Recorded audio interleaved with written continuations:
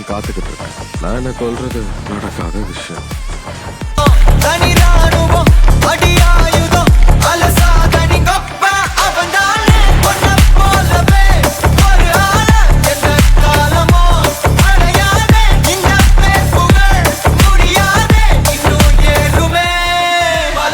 ஏற்கனவே உனக்கு சாபம் வழங்கிட்டேன்.